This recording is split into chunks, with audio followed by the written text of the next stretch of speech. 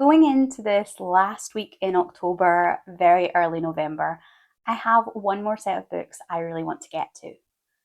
These were all on my loosey-goosey Halloween TBR, but where the rest of the vlogs I've done this month have used some kind of TBR game to pick and choose, this was a set that felt kind of perfectly curated already and was about one of my favourite topics. These are all books about queer vampires. Some of them have been on my TBR for quite a while, some of them are new releases. I have 3 and I'm really excited to try all of them. The first is A Long Time Dead by Samara Breger. This is a historical sapphic vampire story, which I love this stunning cover. The artwork is absolutely beautiful and I'm really hoping for a lot from this book. Something about all that auburn hair on the cover, something about that slightly vintage art style really gave me all the autumn fall vibes, even if this wasn't about vampires. As it is, I've read a couple of sapphic historical vampire books recently, between the Plotluck bookcast for Hungerstone and the one we're currently reading for next month, Bury Our Bones in Midnight Soil. So it is a trope that I have been immersing myself in, and it'll be interesting to see what this one does the same or does differently. This one does seem like it's going to have an awful lot going on. The blurb talks about vengeance, pirates, and conniving opera singers, so I'm really looking forward to seeing what kind of chaos Breger has in store for us. Then I have The Damnedest Thing by Rebekah Graves. This is a novella about a gay vampire couple that have to go on the run after secrets are revealed. It sounds like it's going to have all those, again, chaotic but road trip type vibes. It's another stunning cover, which you might see that pattern. And this one being really short, I'm interested to see what it manages to pull off within the page count. Gothic vampire stories, they get away with being quite sprawling in terms of scope and language. You can use purple prose in a way that it doesn't fit many other genres, and that tends to pad out those books. So I'll be really interested to see what Graves does with something that's only around 100 pages. The last book has been on my TBR the longest. This is Lucy Undying by Kiersten White. This is the only retelling of the 3. It's going back to the original Dracula story, telling us the tale of Lucy Westenra, who is Mina's best friend and the one that dies early on in the novel, bringing all of our mishmash group of Dracula hunters together. In this story, we are running with the assumption that instead of being killed by Van Helsing and his little motley band, Lucy survives and carries on her own story from there. This is the one that I'm going to start with, so I will let you know once I hit probably around the halfway mark.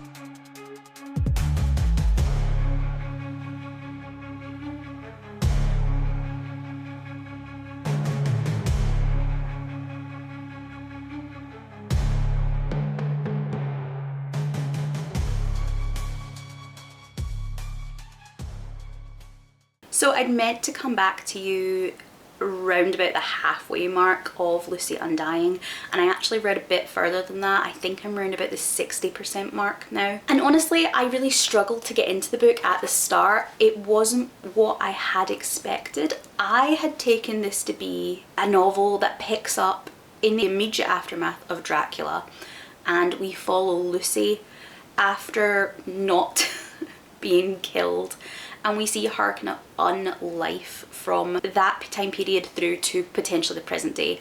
I had a vision of it being very kind of Interview with a Vampire, and I think the cover gave me that impression.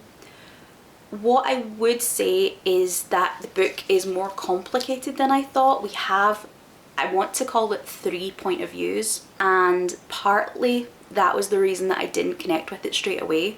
I'd been expecting it to be very, very lush, very descriptive, verging on purple prose to fit that Dracula-esque gothic atmosphere. And while it's not bad writing by any means, compared to what I was expecting when I started reading the book, I felt like it felt a little bit YA, which I do know that Kiersten White has written YA books in the past, and I think that maybe just soured me a little going into it. Over the course of the book from there to where I am now, I don't know whether the writing, the description has become more intense. Maybe it started less flowery to draw the reader in, or whether I've just gotten used to Kiersten White's writing style. But at this point, writing doesn't bother me at all, so that's been nice. In terms of the POV characters, I would call it 3 POVs.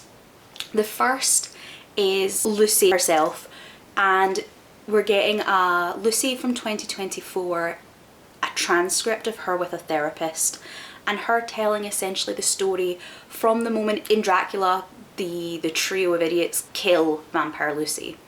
In this, it's presented as that they messed up and got the wrong girl, and Lucy continues from there. We see her journey through different countries, through different historical events, through time, meeting other vampires, trying to better the world in the ways that she can during the wars, and seeking out Dracula, seeking out Mina and what's happened to her. Then we also have a modern timeline from a girl called Iris, and this I wasn't expecting. Iris is living in 2024. She's an American, which for the audiobook, that again threw me a little bit. Has just inherited the Goldaming fortune and has come over to London to dispose of some of the assets so that she can get away from this family business that she feels controls her. The house that she's clearing out is the house where Lucy lived in Dracula. So then the third POV is the diary that Iris finds, which is Lucy's diary as written during the events of Dracula. I reread Dracula at the beginning of the month, and so the events of Dracula as portrayed in Dracula were really fresh in my mind. So from Lucy's diary we got those same events but just angled a little differently, and this is where Kiersten White's able to slightly tweak Lucy's characterization to make then the different events that come next make more sense. The modern day timeline was the one I was least enjoying at the beginning because it wasn't what I had wanted from the book. We have Iris's exploration of the house, we have some kind of the mystery of what's happened to her mother, what the Goldaming business is. We have mentions of them being a pharmaceutical and beauty company, and there being an obsession with eternal youth and eternal life. And honestly, I am enjoying it now. I wasn't sure. I considered DNFing it around about the 10% mark, and I decided to power through. I'm glad I did because now I am really invested. I was listening to some of it last night and it was a real struggle to decide that I'd had enough for the night and to put it aside. I feel like now at this point everything is moving very fast, and I'm actually surprised by how much of the book I have left. I kind of feel like we should be coming up to a big finale, and I'm interested to see either whether there's more twists that I'm not expecting, whether the finale is a more drawn out project. We'll see whether there's enough plot to flesh that out, or whether it's going to kind of die with a whimper. I'm not entirely sure. So I have finished Lucy Undying. and this one has been a journey for me. I think at my last check-in I told you that I had struggled to get into it. The writing wasn't quite as descriptive and as gothic as I thought it would be. I struggled with there being multiple POVs, especially considering one of them, which obviously it's 50%, wasn't Lucy. And then also the fact that quite a lot of it was set in the modern day rather than during the events of Dracula, which wasn't what I was expecting. But I did overcome that, and by the time we were maybe, I don't know, 10-20% of the way through the book, I was really invested in it and I was having a really good time. My last check-in was about 60%, and honestly I was really hooked on the story. I did have my suspicions that the pacing compared to the percentage felt a little bit unbalanced to me personally. And that is the problem I had with the entire 40%, and then increasingly as we went through the book. By the time I got to that last kind of 10-15%, I really was debating DNFing the book again. It was a chore to get through, and I only persevered because I'd gotten so far already. The problem I think is I can't decide whether the book needs cut down or whether this needed to be a duology, because that last 40% of the book is not the same book as the first 60%. The first 60 is historical, it's retelling Dracula, we're getting to know Lucy, we're getting to know Iris. There's a little bit of a mystery around Iris's company, but it's very character driven, it's very much relationship driven. And then the second half-ish of the book is full of plot, it's full of action, it's full of new characters. It's got some new POVs in it, which I really didn't like, because I feel like if you're going to do a POV character, they should be established from the start. Otherwise, as in the case of this, having Dracula suddenly get his own POV chapters, and only very short chapters that told you exactly what you needed to know as the reader to continue the plot, just feels like unplanned writing to me. Dracula had a few POVs, and then one of the workers at Damnedest Industries had a POV chapter, and I felt like the purpose of this was literally to spoon feed you information that at this point White realised you needed and hadn't given you. The logistics of where Dracula was or his motivations, she suddenly wanted us to be very clear on that. If you were gonna have Dracula have POVs, it should have been throughout the book, or you should have found another way to get that across to the audience. I really dislike when we feel like those new perspectives are shoehorned in the last quarter of the book. It feels really unplanned. There was an awful lot going on in this last section, and yet as busy as it was, as much as was happening, I also was incredibly bored. There was just too much going on. It wasn't explained properly. It felt very all over the place. It felt less directed, especially the relationship between Iris and Lucy. We've spent the entire first half of the book gradually simmering that, bringing it up to the point where they confess their feelings, they get together. And then yes, they have to go their separate ways to act the plan that they have, but it just felt then a little bit bitty and all over the place. It didn't feel as smooth as the arc in the first section of the book had. And honestly, it was just a letdown. It kind of fell apart for me. And I'm really disappointed because I'd been really anticipating the book, and then with the rocky start I wasn't unsure, but it won me back round. And this last section of the book, I don't want to say it was badly written, but it definitely felt like we had suddenly thrown everything we were trying to do into this very crammed space rather than giving it room to breathe. It hadn't been worked through, edited enough times to make it feel smooth. It still felt very choppy and very this happens and then this happens, and more like the logistics and the plotting stage than a smoothly written novel. Having listened to Kiersten White's acknowledgements in the back, I can see what she was trying to do with this novel, and I do think she achieves it to a good level. This is a story about reclaiming who you are, and it's about the character of Lucy having her independence, being given more agency. I think what she was trying to do with this novel was really important, and I think to an extent she achieves that. I just think that it probably should have been a duology. So not the dazzling success I was hoping for on this one. However, we move onwards and hopefully upwards.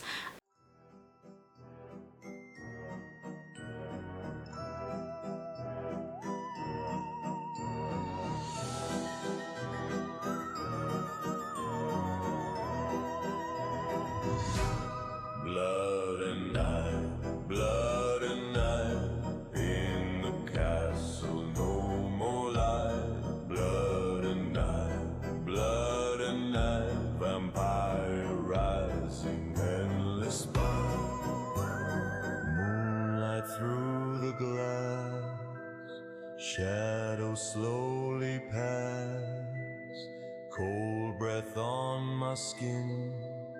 The vampire calls me in. Blood and night, blood and night. In the castle, no more light. Blood and night, blood and night. Vampire rising, endless fight.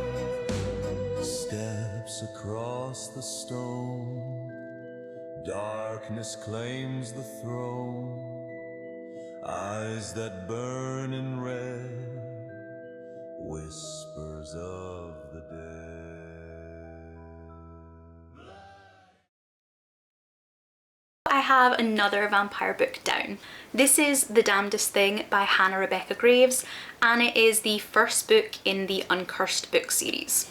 It's a novella that falls in at just about 150 pages, and honestly, I've said before, and it bears repeating, novellas I don't always do the best with. I tend to not be a short story person. I prefer my novels to be novels.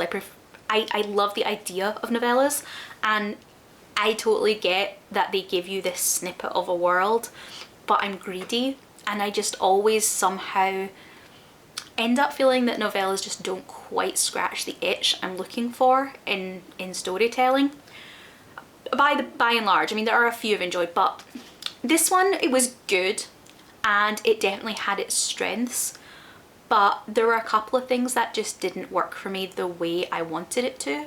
We are following Janus and Etienne, who are two ancient vampires. This isn't a losing your humanity, finding your new dark life type of story. These are vampires that are set up and are established and are well aware of the supernatural world around them. Janus goes to visit Etienne, who's the more volatile of the two, and finds that he has made and had to destroy a child vampire because abomination. So he's committed this horrific act. We're forgiving him because they're buds, but the council is not going to feel the same. The penalty for creating a vampire child is death. So the two of them go on the run, and Janus has the idea that if they clean up some of the monsters that are around the place and potentially snacking on humans, then maybe the Vampire Council will see that they have tried to redeem themselves, they've tried to make up for it. And so they set out on a haphazard road trip, propelled along by the gossip friends bring them about supernatural creatures in various areas. And that is a lot of fun because we get to go to a lot of different countries in this, and we get to see a lot of supernatural creatures, a lot of folklore creatures that I personally don't see pop up that often in this type of book. And I really enjoyed that. I really loved seeing tatty bogles in Scotland. We had some gorgons in Greece. We had grims in graveyards, and we had a different take on mermaids. That was a lot of fun, and I really enjoyed the development and the creativity in the world building that the author had put together to come up with these various cryptids and monsters. The problem I had with it was that it felt a bit too box ticking by the end, in that our guys would hear about a problem, they would go there, tell us what the monster was, and then they would dispatch of said monster. In the space of maybe 3 or 4 pages, they never really seemed to struggle with any particular element in the process. I would have loved to have seen maybe them having to do some research on one of the creatures to figure out its weaknesses, or have the battle, the fight, be a bit more dangerous, a bit more threatening. I never really felt like our two main characters were ever in any real mortal danger as they took on these various creatures. They always felt like they were at the top of the food chain, and it was kind of incidental. They just were clearing the space as they went along. So I would have liked to have a bit more danger there and a bit more tension. While I wouldn't necessarily want to cut down the number of incidents in the book, I think you could have fleshed all of those out, and it would have just seen you the length of a full-length novella. Similarly, One of the issues I had was that for a road trip, a travel book, what I want is for these characters to get to know each other, to get to know themselves. Usually you have a kind of extended period, and in this it's mentioned as being a couple of months. And usually you have your two characters in relatively tight confines, maybe a car or a train or a plane. Not so much in this, admittedly, but it is the two of them against the world. They are briefly popping in on people they know just to get messages, but we never really get more than a sentence on who these people are. We're very much focused on Janice and Etienne. And I just thought I wanted to see more self-reflection from them as they spend all this time in almost isolation. I wanted the two of them to bond more, to share the revelations they've had with each other, to maybe uncover some secrets that they've been keeping from each other along the way. But because they come in as such good friends, there's really nowhere for it to go, and I just didn't feel like the characters had that much of an arc. I didn't feel that we got that kind of reflection and bonding that I want on a road trip type story. So while it was enjoyable, it just didn't work for me the way I wanted it to, which is a shame, but I did really enjoy the world, and I think if this was to be a series of novellas, potentially there's the opportunity for that to be fleshed out as it goes along. It would just depend which stories the author chooses to tell. Okay, so the last book that I was reading in this vlog, I actually didn't check in at all about because I'm really not sure what I thought of it. This is A Long Time Dead by Samara Breger. It is, I think, the vampire book that I was thinking of when I decided I wanted a vampire book for this month. It has that very descriptive style, that telling the story of your life aspect that I was looking for in Lucy Undying, but this one just sticks purely in that historical time zone. We are picking up around about 1830 and we run for about 30 years. There are a couple of time jumps where we skip maybe 5 or 15 years because, you know, vampire lives, but we do stick in a linear timeline and we do stick in that century, so completely historical. The prose itself is really well written, the writing flows really well, and I really enjoyed the main character of Poppy. At the start of the book, Poppy is a sex worker who is picked up by a woman called Kane. A couple of paragraphs later, she wakes up to find that she is a vampire. Poppy was such a unique character and so unusual in this type of book. Not just because she is a sex worker, but because of her attitude towards that and her attitude towards her predicament in the book and her attitude in general. In terms of her life as a sex worker, she seems to quite enjoy her job. She's very kind of content with her life as it is. Throughout the book, she remains very sex positive and very cheerful. She doesn't fall into that trope where the human who's just turned into a vampire becomes very maudlin, very depressed, very conflicted over their morality, like Louis in Interview with the Vampire. In this, she's very pragmatic. Roisin is the vampire woman who comes in the immediate aftermath of her transformation and helps her acclimatise to her new lifestyle. Between them, they set their boundaries on whether they are drinking animal blood or human blood, and once Poppy has decided what she's doing, she seems content to stick with that through the book. She doesn't judge others, but she also doesn't suffer a lot of moral quandaries over what being a vampire is. She just gets on with her life, and I really like that about her. I really liked how enthusiastic she is, how she makes body jokes all the time. She's just a really vibrant and unusual character in this type of gothic melodrama where so many of our protagonists are delicate wilting wallflowers or racked with eternal guilt. What she does tend to struggle with, actually, once she gets past that initial introduction to vampirism, is the fact that the other vampires around her tend to be quite wealthy, tend to be moving in higher social circles because they've had time to get there. And for Poppy, the challenge is finding her place among these other people, these other creatures. We have scenes of her going to the opera, we have scenes of her getting dressed up in really rich, opulent clothes, and that is her bigger challenge, is that fitting in, finding her place finding her way in this new world. And I really enjoyed that. I really enjoyed that we saw her ties back to her human life and how she would go about trying to do what she could for the people she had to leave behind. This doesn't have her immediately cut all ties without any thought of the past, but it also doesn't have her linger and obsess over what she has to leave behind. It was just a really nice mix. My only problem with the book was the pacing. I did find the beginning really slow, but I quite liked that as Poppy was learning about vampirism, as she was learning about her skills, her new talents. I did think the slow pace suited it, but my issue was that through the midpoint it was also very slow. And then towards the end, we suddenly, in the last 50 or so pages, had a villain from earlier brought back. We had Poppy and her new allies come up with a plan to tackle them. We had them travelling across oceans, travelling back, a big massive finale type conflict, and it just all felt like a lot of action was packed into a very short space of time when the rest of the book had been such a meandering journey. Either I think you could have balanced those more or created an ending that fitted more with the tone of the first section of the book.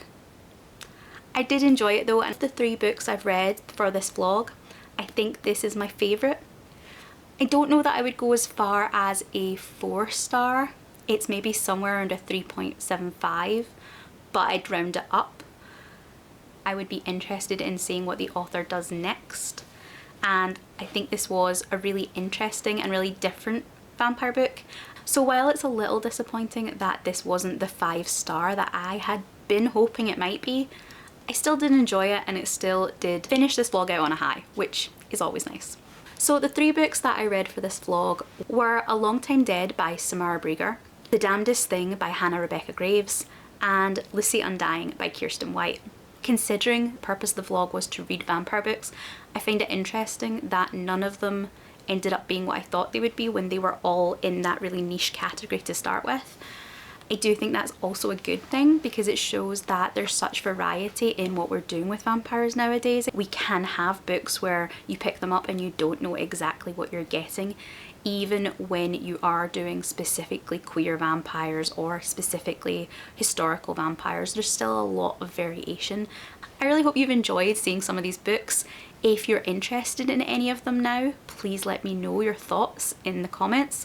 I always love to hear if something has appealed to you or if we have similar taste already. If you haven't read these but you'd like to leave a comment anyway, then I would love to hear what your favourite vampire book is. I'm always looking for more, so I would love to add them to my TBR. Thank you so much for watching, and as always, feel free to like the video and subscribe to the channel, and I really hope that I'm going to see you in the next one. Goodbye.